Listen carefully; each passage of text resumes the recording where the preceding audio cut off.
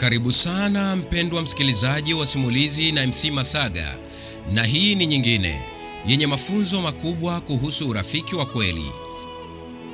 Mara nyingi katika maisha tunakoseana, tunaumizana na wakati mwingine tunakatishana tamaa, lakini simulizi hii inatufundisha maana halisi ya kusamehe, kuthamini urafiki na kutambua thamani ya watu waliopo katika maisha yetu. Palikuwa na marafiki wawili wa karibu sana. Mmoja aliitwa Bwana Juma Mwakalinga na rafiki yake aliyeitwa Bwana Baraka Kimati. Siku moja marafiki hao walikuwa wakisafiri pamoja, wakivuka katika jangwa kubwa. Walikuwa marafiki wakubwa sana, waliopendana, walioshibana kindakindaki na kusaidiana katika kila hali. Walipokuwa katikati ya safari yao, walitofautiana mawazo na kuanza kubishana. Mabishano yale yakawa makubwa sana kiasi kwamba kwa hasira Baraka akampiga Juma kofi usoni. Juma aliumia sana moyoni, lakini hakusema neno lolote wala kulipiza. Badala yake alipiga magoti chini na kuandika kwenye mchanga. Aliandika hivi: leo rafiki yangu mkubwa amenipiga kofi usoni. Baada ya hapo aliinuka na kuendelea na safari yao kimya kimya mpaka walipofika kwenye oasisi ya maji. Wakaamua kuoga ili kupunguza uchovu wa safari yao iliyokuwa ndefu sana. Walipokuwa wanaoga, mara ghafla Juma akateleza na kuzama kwenye tope zito.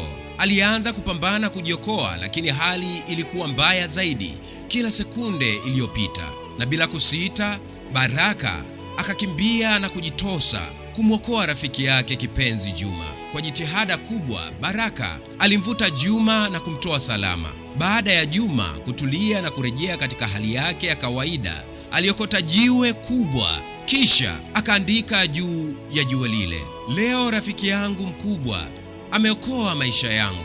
Asante sana rafiki yangu. Baraka alipoyaona yale maandishi akashangaa sana. Akamuuliza, Juma, baada ya kukupiga uliandika kwenye mchanga, lakini baada ya kukuokoa umeandika kwenye jiwe kubwa, kwa nini? Juma akamwangalia rafiki yake kwa furaha na amani na tabasamu zuri, kisha akasema, tunapoumizwa na watu tunawapenda, tunapaswa kuyaandika maumivu hayo kwenye mchanga ili upepo wa msamaha uyaondoe. Lakini mtu anapotutendea jambo jema, tunapaswa kuliandika kwenye jiwe kubwa, mahali ambapo hakuna upepo wowote unaweza kulifuta. Mafunzo ya simulizi hili: usithamini vitu ulivyo navyo maishani kuliko watu uliokuwa nao katika maisha. Mali inaweza kupotea, lakini urafiki wa kweli ni hazina kubwa sana maishani ambayo si kila mtu huipata.